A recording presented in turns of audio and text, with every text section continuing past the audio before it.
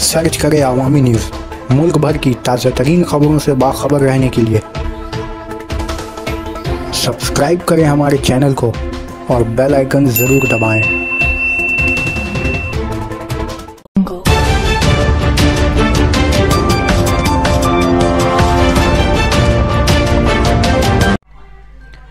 Helmet पहनने को लेकर तलबा के दरमियान कोलकाता पुलिस की बेदारी मुहिम।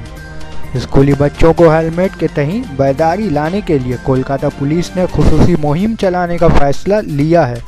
कोलकाता पुलिस हेडक्वार्टर लाल बाज़ार की जानिब से जुम्मा के दिन इसके मुताल्लिक मालूमात दी गई। वाज़ह हो कि शुमाली, जुनूबी और मरकज़ी कोलकाता के स्कूलों में पुलिस की जानिब से मुख्तलिफ बेदारी मुहिम चलाई जा रही है, जिसमें बच्चों को हेलमेट के इस्तेमाल के बारे में बेदार करते हुए कोलकाता ट्रैफिक पुलिस के आला हुक्काम पहुंच रहे हैं।